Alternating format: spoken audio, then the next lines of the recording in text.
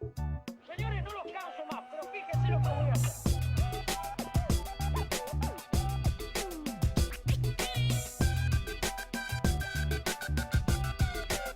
Montevideo se enciende, entre verde y cemento, la fauna se revuelve, historias cotidianas en un puzzle diferente, hablando la gente se entiende.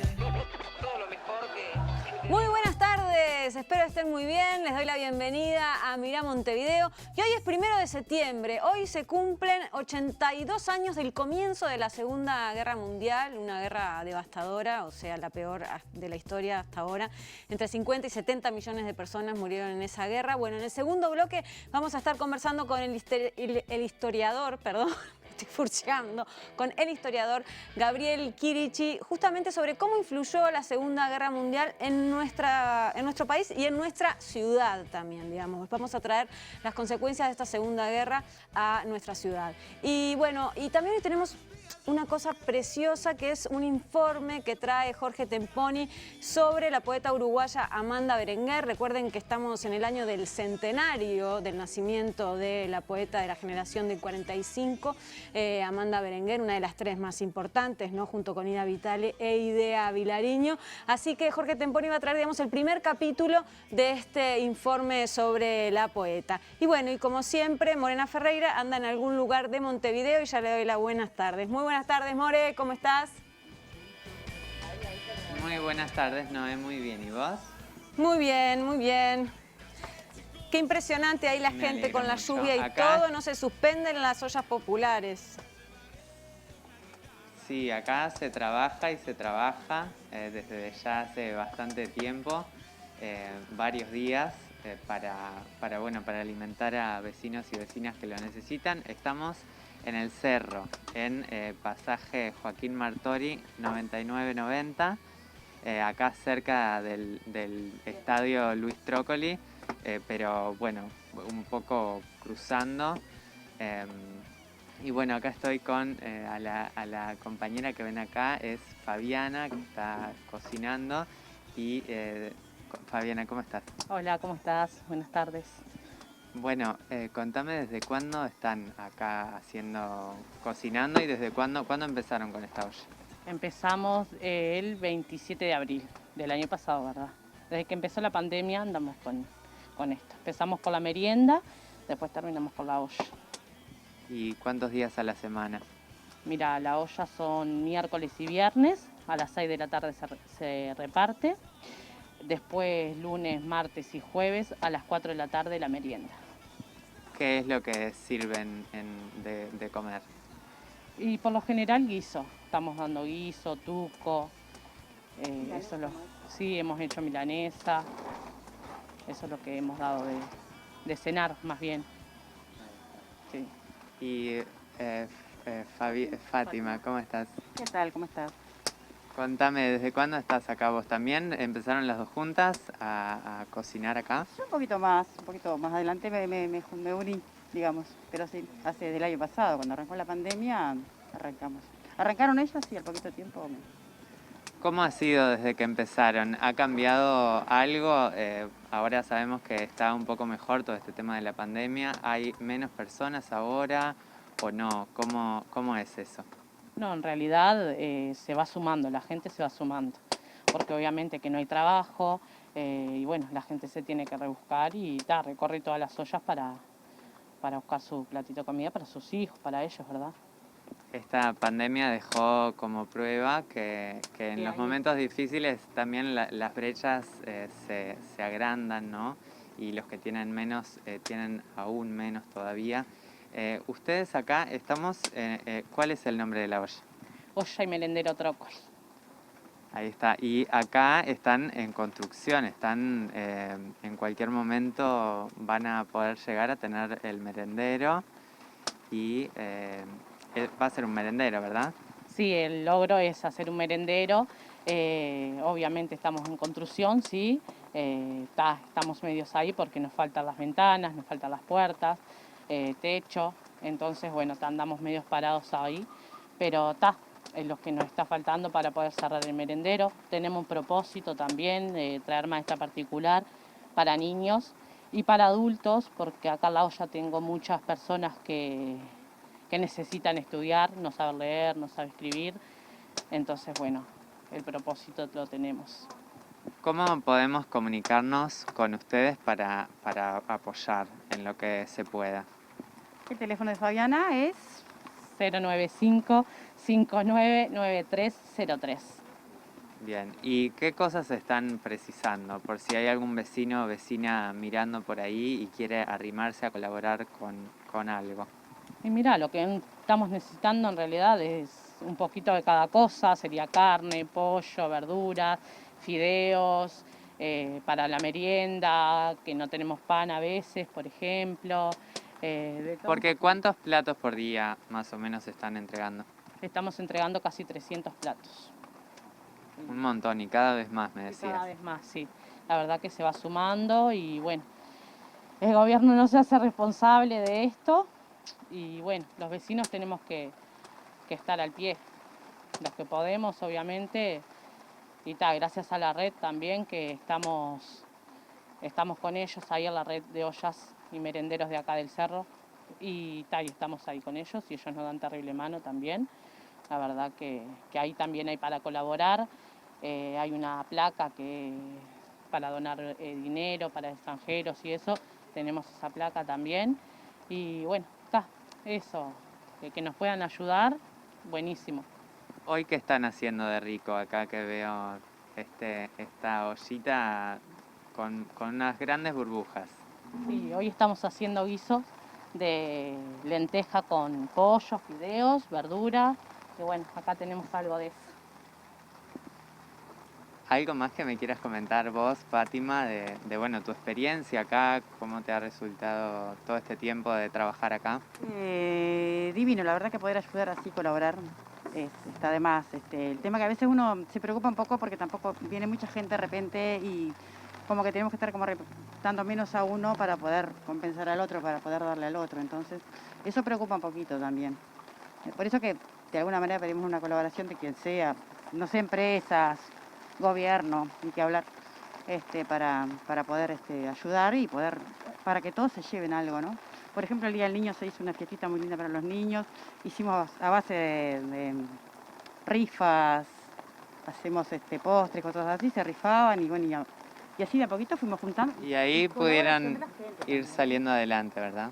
Sí, y colaboración de la gente, mucha gente ha colaborado, la gente de barrio, la gente de vecinos, ha colaborado divino y así es como vamos llevándola, por suerte. Pero estaría bueno que todos se llevaran lo suficiente, porque a veces tenemos que repartir. Chicas, bueno, les agradezco mucho. Fabiana, capaz que recordame tu número para que la gente se pueda comunicar. 095-599303. Y bueno, podemos volver a estudio nos despedimos con esta imagen de estas mujeres trabajadoras y con este trabajo impecable que hacen. Les agradezco y las felicito también. Gracias a ustedes por venir. Bueno, muchísimas gracias y nada, cuando quieran pasar y probar los visitos, riquísimos, a las órdenes. Seguro alguien se va a arrimar. Sí, sí. Muchas gracias, More. Y a ver, los que tengan empresas constructoras que a veces cuando van a hacer reformas y cambian en las casas o en los edificios, cambian las aberturas y desechan algunas aberturas, capaz que pueden, digamos, donarlas a este merendero para que finalmente pueda terminarse la construcción y pueda estar ahí para los niños. Bueno, ahora sí le doy la bienvenida a mi compañero Jorge Temponi y nos metemos de lleno en la poesía. Muy buenas tardes, Tempo, ¿cómo estás? Y qué manera de meterse de lleno en la poesía de la mano de la enorme Amanda Berenguer. Buenas tardes, Campo, un placer. Lluviosas tardecitas. La lluvia invita también, ¿no? Tiene algo.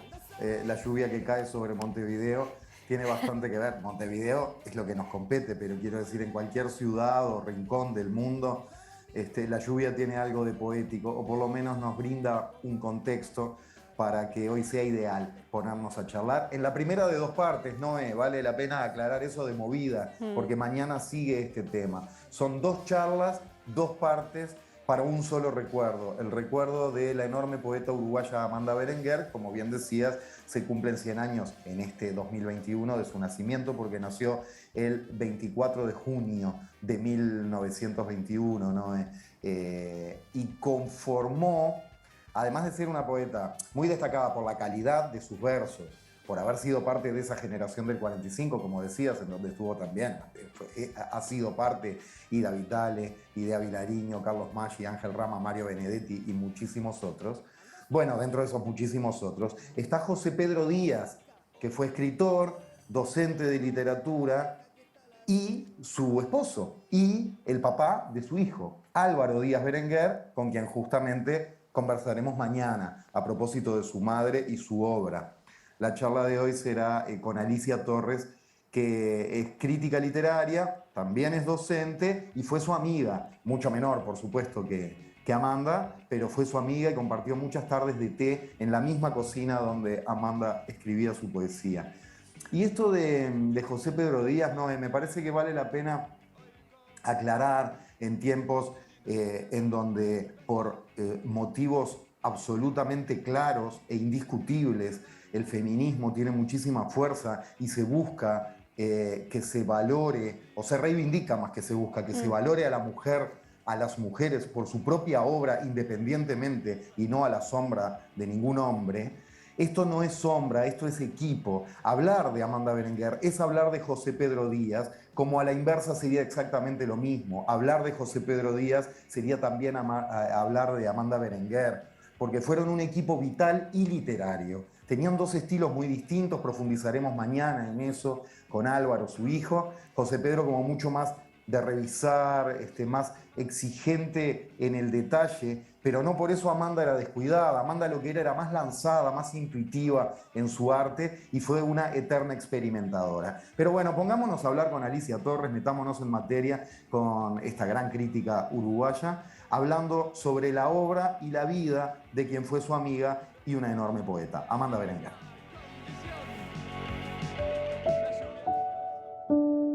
Soy Amanda, montevideana, hija de Amanda, la de ojos de vaca, diosa contemporánea, corazón de mirlos con relámpagos. Y de Rímel padre, gallo de riña, violento cancerbero o tierno migajón bajo las plumas. Hermana de Rímel, el sacrificado y querido muerto, porque los muertos del reino de los muertos lo rodean.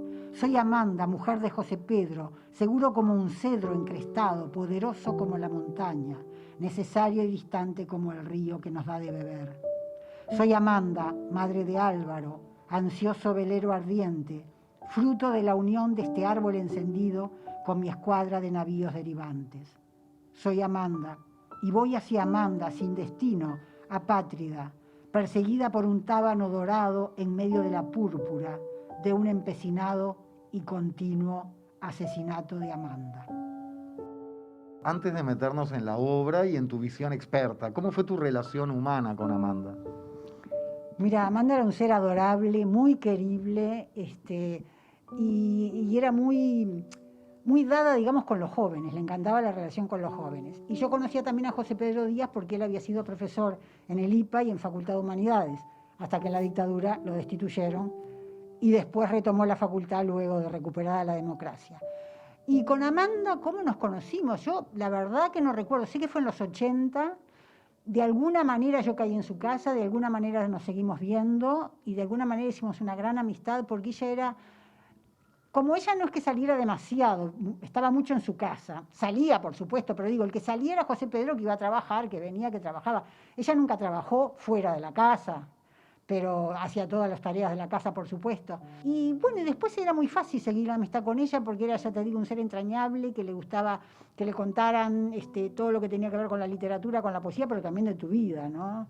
Entonces era muy fácil seguir esa amistad con ella. Y tengo los mejores recuerdos, la verdad que tengo los mejores recuerdos porque era una persona íntegra, generosa y realmente creo que cualquiera que la haya conocido la quería como persona y la admiraba hasta el infinito como poeta porque es una de las mejores voces, creo que es una voz única en el concierto de la lengua castellana en nuestro país y a nivel de toda la lengua castellana, que lamentablemente no ha sido tan conocida. Creo que la han seguido los poetas y las poetas y bueno, y los iniciados y los estudiosos, pero creo que ha quedado, ella integraba la generación del 45 Y viste que en general en nuestro país esas constelaciones poéticas femeninas van de a tres. En el 900 y un poquito después eran Delmira Agustini, María Eugenia Baferreira y Juana de Ibarburu. Y en la generación del 45 eran Ida Vitale, Idea Vilariño y Amanda Berenguer. Y yo propongo la idea de que ella quedó como atrapada entre el mito nocturno y solitario de Idea Vilariño y las luminarias internacionales más recientes de Ida Vitale.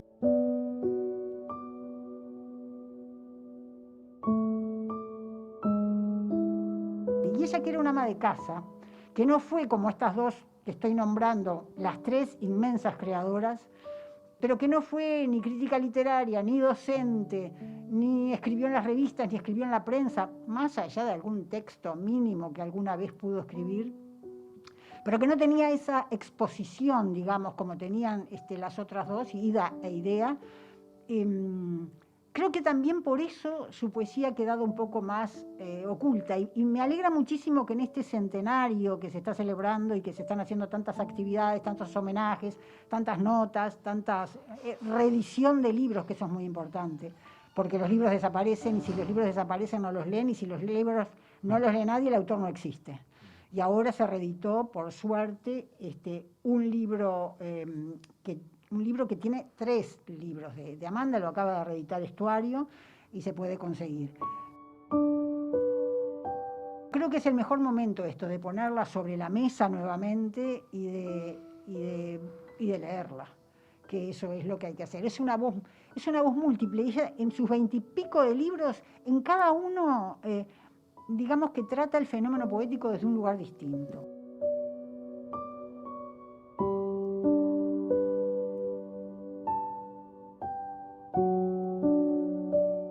Y así transitó su vida entre experimentos, entre juegos. También grababa discos porque era una buena performer.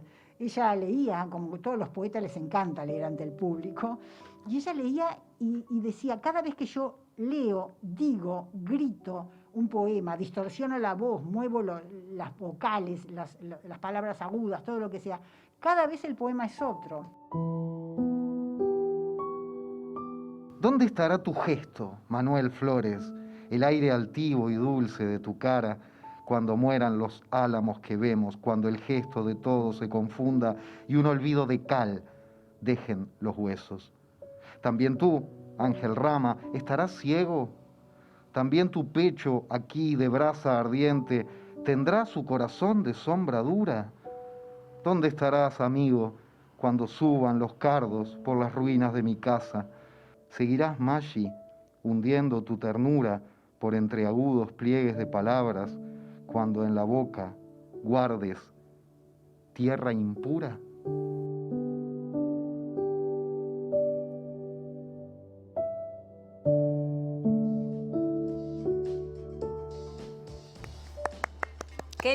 Qué lindo que leíste, Tempo, qué linda esta primera parte del informe. Y bueno, y quiero mostrar el libro justamente que estaba mostrando Alicia Torres, que es donde anida el rayo, que tiene 3 de sus obras más importantes de distintas décadas: Materia prima de los 60, Composición del lugar de los 70 y La dama de Elche de los 80. Pero además tiene una autobiografía que es deliciosa, porque está escrita bien a lo Amanda Berenguer, ¿no? Una autobiografía escrita por una poeta. Y arranca con una frase que dice: mi biografía es una sucesión de acontecimientos con el lenguaje. No tengo más. Dice. Así que, bueno, les recomiendo este libro de Amanda Berenguer, que además tiene un prólogo del poeta Luis Bravo, y como siempre agradecerle a Martín Fernández y a toda la gente de Estuario, de la Casa Editorial y de Casa UM, que siempre están apoyándonos con material. Donde anida, donde anida el rayo, entonces, ahí está esa reedición con 3 libros en uno, como decía Alicia, como decías vos.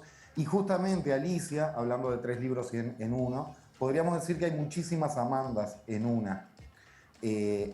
No solamente por la multiplicidad de estilos sino por la multiplicidad de temas también. Se metió con muchas temáticas y fue variando en distintos estilos. Se sintió muy libre y fue muy lúdica siempre en su búsqueda. Eso se destaca siempre de esta obra extraordinaria que es la obra de Amanda Berenguer.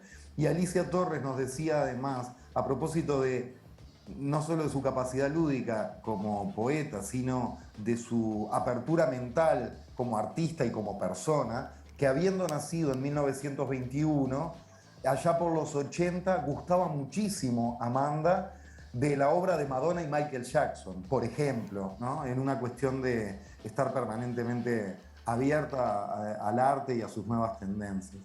Pero si te parece, nos metemos en la segunda y última parte de la charla con Alicia Torres, que es la última parte por hoy de charla sobre Amanda. Como decíamos, mañana seguiremos con su hijo Álvaro. Seguimos hablando de su vida fundamentalmente a través de su obra, y van a ver que aquí aparece también una cuestión que es muy poética, que es que uno lee a Amanda Berenguer, lee sus poemas, y queda con la sensación de que hay un sentido oculto en el universo, mágico.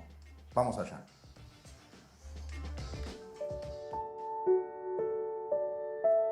Leí de un saque, qué sé yo, 15, 20 poemas, y me quedó una sensación de que estamos rodeados de un sentido profundo de la vida que flota en el aire, pero es indescifrable, es inaccesible a nosotros. Solo se puede intuir y hacer un esfuerzo supremo, quien puede, como ella, para traducirlo en poesía. ¿Tiene algo que ver con eso su obra? Sí, creo que tiene algo que ver con eso la obra de todo buen poeta, ¿no? Como vos lo decías, porque nosotros...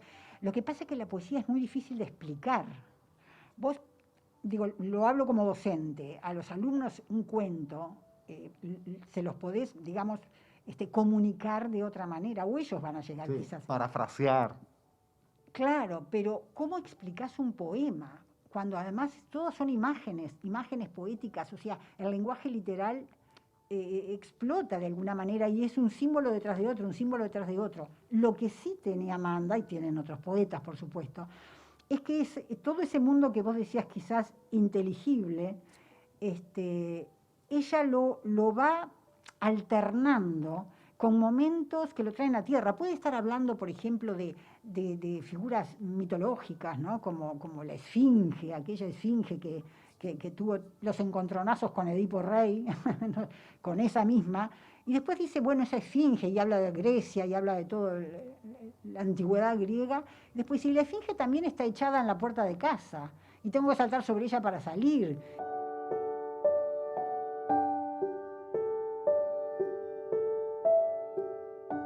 Que entremezcla su mundo más privado, su subjetividad, su mundo más doméstico de ama de casa, la señora que, como ella, limpiaba, barría y cocinaba, y con esas tareas de la casa, luego ella las transfiguraba y se ponía a hacer una poesía que tiene que ver con una reflexión filosófica sobre el universo, la existencia de los hombres, la vida, la muerte de los hombres y de las mujeres, ¿no? Y todo le sirve, cualquier cosa. Su biografía no es que tenga tantos hechos increíbles como puede pasar con otras personas, pero cualquier hecho, como las tareas del hogar, como sentarse a la mesa donde se comía, a la mesa del comedor, y mirar por un gran ventanal que era como una puerta-ventana hacia el jardín interior, y mirar el sauce o las plantas, los esqueletos de caballo, los pajaritos que iban a picotear por ahí, o cualquier otra cosa, y de ahí saltar nuevamente a reflexiones, a filosofar.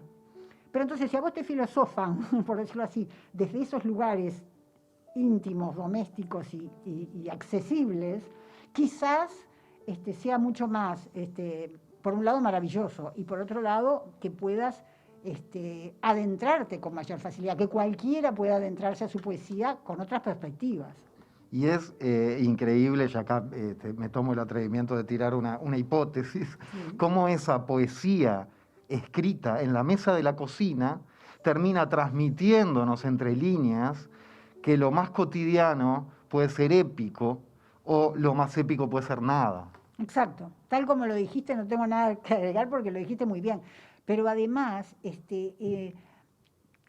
en esas mismas figuras hay un poema en un libro que se llama La botella verde, que es uno de esos libros donde ella se va a introducir en un elemento científico y dice: la botella es un cuerpo bello, habitable.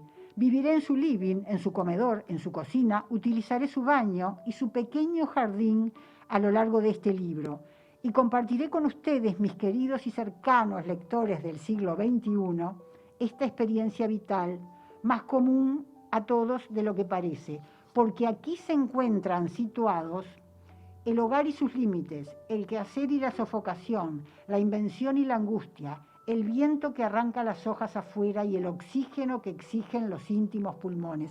Todo eso está en el comedor que ella, digamos, transforma el habitáculo de la botella. Su propio lugar, su propio acuario, por decirlo así, en algún momento lo dice, es como estar en un acuario, estar dentro de una botella. Y era como estar en su comedor, en la mesa de trabajo, que era la mesa del comedor, mirando hacia afuera por el vidrio del gran ventanal, ¿no? El eco me respondió como si mis palabras hubieran rebotado en mis propios tímpanos. ¿Acaso de verdad se vive en la tierra? ¿Acaso son verdad los hombres? ¿Dónde andabas, oh poeta? Como esmeraldas y plumas finas llueven tus palabras. ¿Acaso son palabras la única memoria de la tierra? ¿Puedes recordar el alma de los hombres sin haber escuchado la caída penetrante de esa lluvia, de esa llovizna transparente? ¿Puedes recordar el alma de los hombres sin haberte embebido de esa agua alimenticia casi inmemorial de palabras proferidas a lo largo de edades y culturas? ¿Acaso una inesperada precipitación apagará la brasa del enigma? ¿Es esto lo único cierto en la vida? Eres festejado, divinas palabras hiciste, pero has muerto.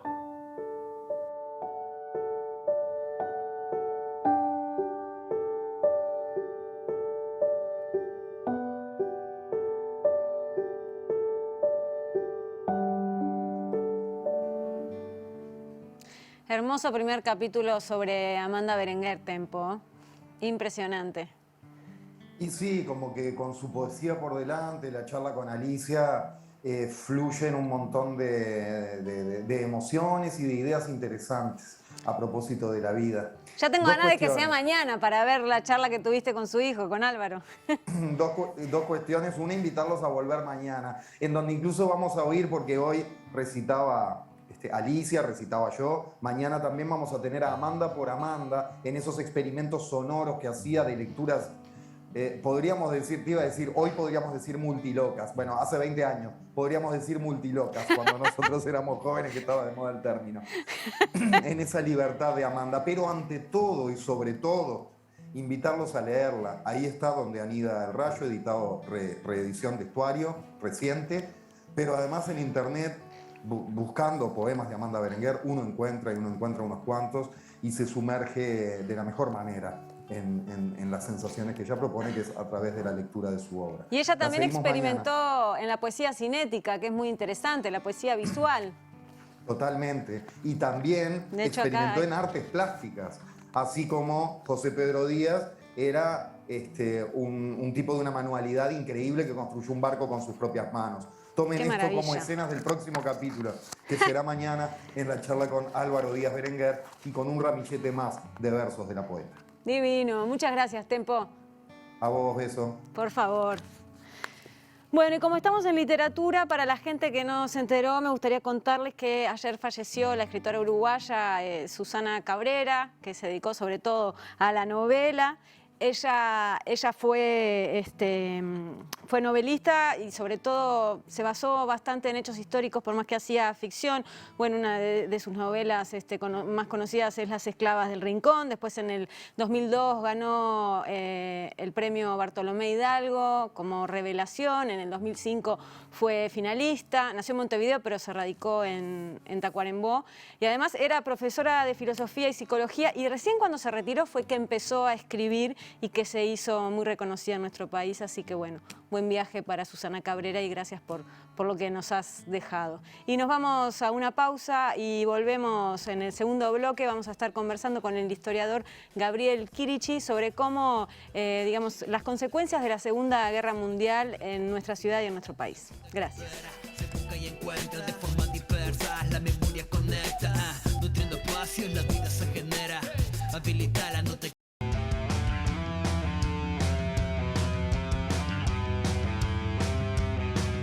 En un día como hoy, 1 de septiembre, pero hace 82 años, comenzaba la Segunda Guerra Mundial con la invasión del ejército alemán nazi a Polonia. Fue la guerra más cruenta de la historia, con entre 50 y 70 millones de muertos. Y bueno, ¿cómo influyó esta Segunda Guerra Mundial en un país como Uruguay, que en un principio fue neutral, digamos que no estaba de ningún lado, y cómo influyó también en la ciudad, porque tuvo sus cositas también en Montevideo? Vamos a charlar con el historiador Gabriel Chirichi, a quien ya le doy la bienvenida y le agradezco mucho que esté acá en Mira Montevideo. Mucho gusto. Por favor. Muy contento de estar acá. Gabriel, bueno, la Segunda Guerra Mundial fue una guerra, bueno, que obviamente tuvo sus consecuencias en todos los países del mundo, por más que no todos participaron, porque después hubo toda una trama geopolítica que surge a partir de eso. En Uruguay cambió un poco la situación política en esa época, ¿no? Entre el 39 y el 45, hubo como un viraje. Sí, sí. Mirá, una cosa siempre está bueno contar nosotros en los cursos, tanto de formación docente como de bachillerato, una de las preguntas que le ponemos a los estudiantes es cómo influyó la Segunda Guerra Mundial en la política uruguaya. Claro. Porque, bueno, la crisis, de alguna manera, que se va a dar en la interna de la alianza que existía entre el bloque de Luis Alberto de Herrera y lo que venía a ser la parte del Partido Colorado que dirigía originalmente Gabriel Terra, pero que ahora ya era presidente Alfredo Valdomir. Bueno, esa crisis genera una ruptura, finalmente, por muchas cosas, pero fundamentalmente por el posicionamiento de Uruguay, ¿no? Entonces, no es inmediata la crisis, pero se empieza a ver si ser neutral o no, si apoyar a los aliados o no. Entonces, de ahí va a terminar habiendo incluso una reconfiguración de alianzas en la interna de la política uruguaya que va a llamar golpe bueno en la historiografía, el golpe del 42, donde dejan de lado a Luis Alberto Herrera y se llama a una nueva asamblea constituyente y se reinaugura la etapa más democrática del Uruguay. O sea que el impacto es directo, ¿no? Y recién hablabas, ¿no?, que como que se reinaugura una etapa más democrática del Uruguay, ¿no? Pero a la vez las Fuerzas Armadas, quieras o no, agarran más protagonismo durante la Segunda Guerra Mundial. Bueno, ¿no? mira, ¿en sí. dónde decís vos? Acá, Hay Uruguay. algunos elementos como de realce de alguna actitud, por ejemplo, la jura de la bandera, con un contenido patriótico, ¿no? Y preparar por si algún evento podía llegar a la... Porque claro, estuvo el Graf Spee, que eso afectó todo, ¿no? Eso lo vamos a hablar igual más después bien, del ¿no? Graf Spee, por supuesto. Pero en realidad no pero querían se sacar ve... una ley, por ejemplo, de servicio obligatorio, Estuvo en militar discusión, obligatorio. Claro, ¿no? estuvo en discusión como un... si querés, acelerar el patriotismo y un rol de las Fuerzas Armadas, pero que en general las Fuerzas Armadas fueron constitucionalistas en Uruguay, incluso en el régimen terro-herrerista, ¿no? De Terra y Herrera, que ese nombre es difícil de ponerle, ¿no? Pero no fueron protagonistas principales, ¿no? Lo que sí van a adquirir preeminencia si pasaba algo en una hipótesis de conflicto que hubo dos, muy simplificado, no da para charlar mucho, pero una era una posible invasión nazi, yo me daba así porque después se descubrió que no era tan así, ¿no? Incluso llegaron a acusar a la gente que iba al oro del Rin de ser espías del nazismo. Bueno, ¿no? Está, un como poco... que me suena una cosa así como de denuncias entre la gente, medio feíta. Sí, ahí va, y ese momento, fake news hubo siempre, ¿no? Claro. Siempre digo lo mismo, porque pero en realidad la hipótesis de un ataque nazi, si bien, obvio, cuando vino el Graf Spee, yo qué sé, vino a tratar de repararse, pero vino un barco de la Segunda Guerra acá, los ingleses presionando y los franceses... Pero después otro problema que sí empezó a darse, más en la esfera diplomática, fue el posicionamiento, sobre todo de un ala del Partido Colorado, más pro-norteamericana, de incluso tener bases norteamericanas acá, generó mucha tensión con Argentina. ¿no? Que Argentina se mantenía neutral.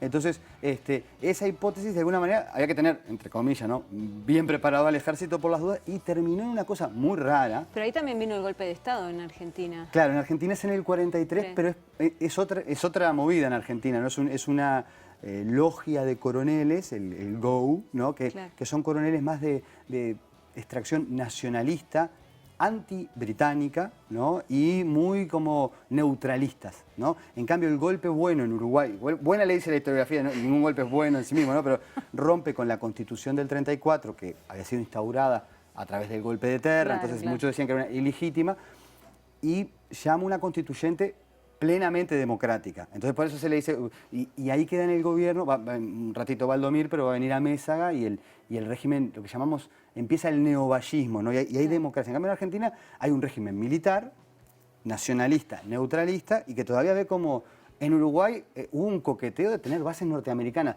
La hipótesis era un ataque de los nazis, pero en realidad a la Argentina no le gustaba nada que se posicionara a Estados Unidos con un pie tan cerca, ¿no? Y además después también el servicio exterior norteamericano cumplió un rol bastante complejo, ¿no? Porque empezó a generar toda la idea de que Argentina era el último bastión de los nazis. Una cosa que está desmentida por la historiografía, que es decir, el gran refugio de los nazis fue Alemania Occidental y Estados Unidos, no fue Argentina, pero eso se generó, como lo que vos decías de las bolas, que no, van a venir los nazis para Argentina, entonces tengamos base en Argentina, bueno, eso está. Pero en términos estrictamente de incidencia política, creo que las Fuerzas Armadas más bien recibieron ciertos beneficios, incluso la declaración de guerra a Alemania a fines del... O sea, eso es genial, porque hay dos cosas. En la época de Terra, que en 1937, porque Alemania había dado recursos económicos para la represa del Rincón del Bonete, Hitler le manda una carta a Terra en 1937, antes de que comenzara la guerra, felicitándolo por la inauguración de la represa y eso, ¿no? Como que ahí habían mejores vínculos, digamos. Bueno, lo que pasa es que el régimen de Terra y después de Valdomir, asociados con Luis Alberto Herrera, durante un tiempo fueron simpatizantes de lo que se conoció después como el Eje. No durante la guerra, porque durante la guerra Herrera planteó el neutralismo, pero los años 30 son muy complejos, ¿no? En Uruguay, una parte del elenco gobernante, yo le llamo régimen porque ya no es una dictadura porque hubo una constituyente, hubo elecciones. Lo que pasa es que una parte del sistema político no se presentaba a las elecciones, había abstencionismo porque decían que esto era la dictadura de Terra, le decían, ¿no? Bueno, la dictadura de Terra, según la oposición, tenía simpatías con Italia, de Mussolini, con la Alemania, no solo simpatías del modelo, sino de acuerdos económicos en una época en donde también era muy difícil lograr acuerdos económicos porque el mundo se había cerrado por la Gran Depresión de los años del 29 en Estados Unidos y todo lo que vino después, ¿no? Entonces, sí tenemos algunos personajes destacados, ¿no? Charlone, que fue ministro importantísimo, ¿no? Condecorado por el Tercer Reich, ¿no? Antes de la guerra, ¿no? Pero después que se dan todos estos vericuetos de cambio de posición y eso, Uruguay le declara la guerra a Alemania, yo no me acuerdo más, en enero del 45, que ya venía, y a Japón, que ya estaban para ser derrotados. Que fue en septiembre que terminó la guerra. Claro, en mayo cae el búnker de Hitler, ¿no? Y en fines de agosto, o sea, principios de agosto son los últimos, los dos y primeros bombardeos atómicos, Hiroshima y Nagasaki, y después se rinde Japón. Entonces, ahí tenés como que hubo una vuelta de tuerca, sobre todo de que el ejército empezó a cobrar doble por la oficialidad porque estaba en guerra. Una guerra, y después se olvidaron de declarar la paz, pero eso fue una cosa media simpática. Ahora, creo que no tuvo el ejército influencia política, ¿no? Claro. Así que fueron más los actores de los diferentes ámbitos de partidarios, la prensa, bueno... ¿Y en lo económico es real que la Segunda Guerra Mundial le hizo bien a la economía uruguaya? Bueno, hay diferentes evaluaciones. Una es a nivel de las exportaciones, y es famosa la historia del corned beef, ¿no? Es decir, las exportaciones agroalimentarias tuvieron una mejora en la demanda y en los precios, ¿no? Eso está.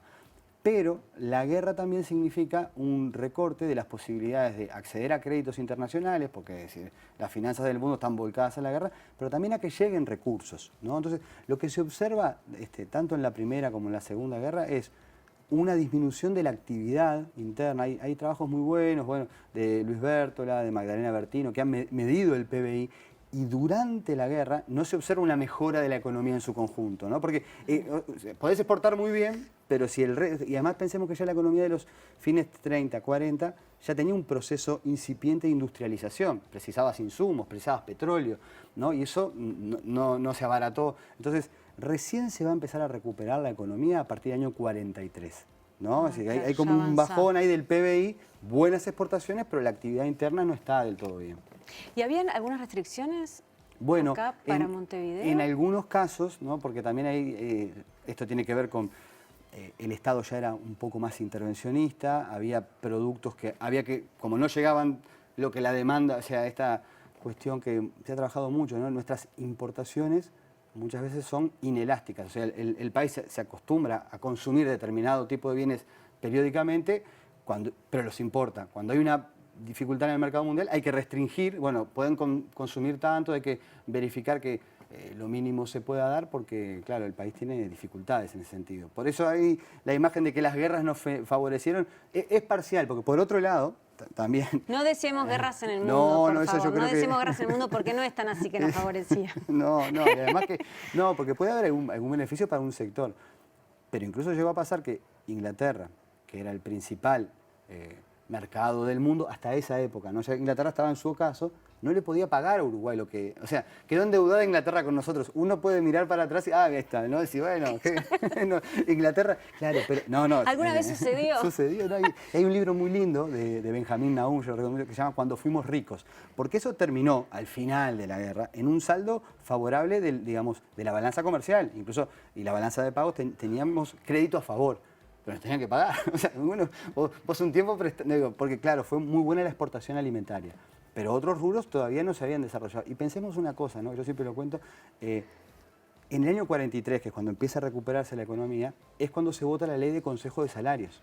Ya en un gobierno democrático, ¿no? Porque hay diferentes visiones, pero sobre todo hay una intención de, estimular el mercado interno, esto de las restricciones, que todos puedan tener un salario mínimo y que se negocie, evitar los conflictos sindicales. Es una ley, siempre lo cuento, votada por todo el Parlamento, incluso por los sectores llamados conservadores, para tratar de dinamizar la vida económica, ¿no? Eso es bien interesante.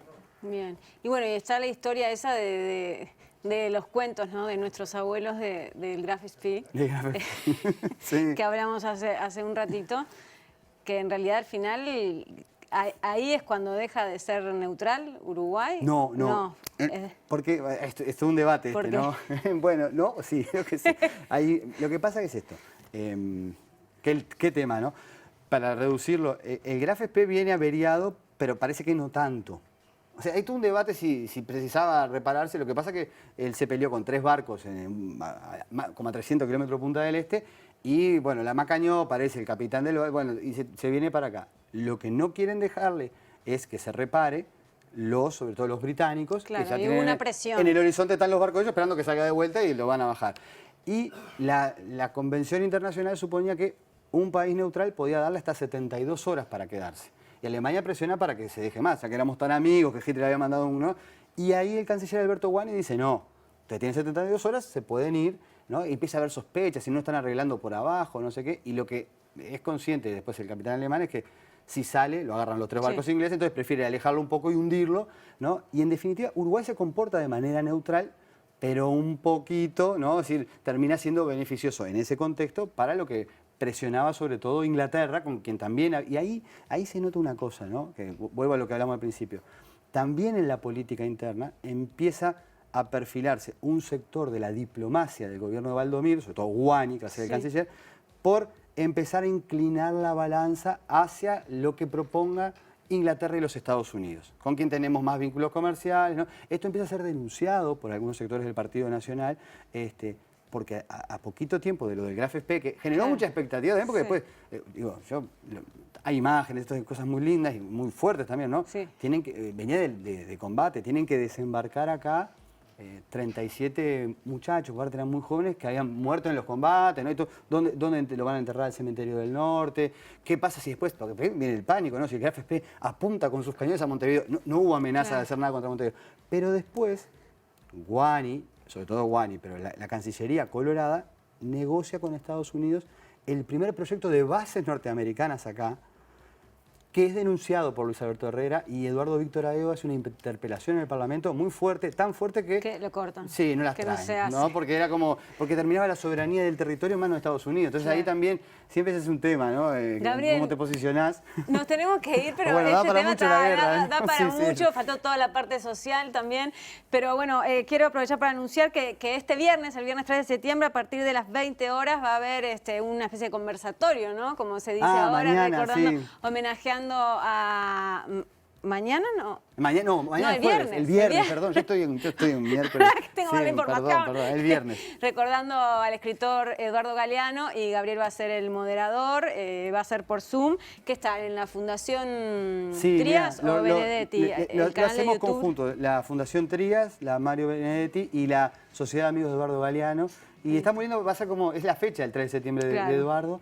Y bueno, va a estar un escritor, Román Cortázar, mexicano, que hizo la biografía de él, precioso. Mariana Abreu, bueno, que es de la casa también, Sí, claro. una periodista, bueno, muy vinculada también a gente de Brecha, de La Diaria, el PIT-CNT, Café Brasilero también están, porque es un lugar donde Galeano siempre charlaba con todos, y además, bueno, van a estar integrantes de la Sociedad de Amigos, y Ezequiel Fernández Mur, de Argentina, va a hacer una participación que hizo muchas cosas con Galeano y el deporte, ¿no? Entonces, bueno, los invitamos a todos, porque es abierto, va a estar por YouTube también, así que bueno. A las 20 horas, por YouTube, en el canal De la Fundación Benedetti. De la Vivian Trías. De la Fundación Vivian Trías, está. Perfecto. Muchas gracias. No, a vos. Bueno, nos estamos yendo y nos vamos con música. Esta vez nos vamos con Hombre Grande, que Hombre Grande en realidad es Pichón, que era stage manager de Cursi. Recuerden, después tuvo una banda que se llamaba Yogurt. Bueno, Alberto Crosta es en realidad su nombre, o Pichón Crosta. Él sacó un EP que se llama Hombre Grande Volumen 1, y el tema que vamos a pasar es de este EP y es Che. Y según él, está dedicado a personas que no se ven y que hacen a este mundo un mundo mejor. Y el clip lo dirigió Gabriel Bocio. Así que nos despedimos con eso. Nos vemos mañana a partir de las 18 horas. Muchas gracias por habernos acompañado. Che, yo soy de buena familia. No vengas a molestarme con eso que de mentira. Che, lo que pasó es lo de siempre. Algunos tiran de arriba y vos que bajas rodando a 1000 kilómetros de un día. Sentite libre y decente, fingí que no somos nada, y no decir lo que siento es una estúpida salida. Somos granada de mano que permanecen dormidas. Consumo desenfrenado puede que estalle algún día. Lo que pasó es lo de siempre. Algunos tiran de arriba y vos que bajas rodando a 1000 kilómetros de un día.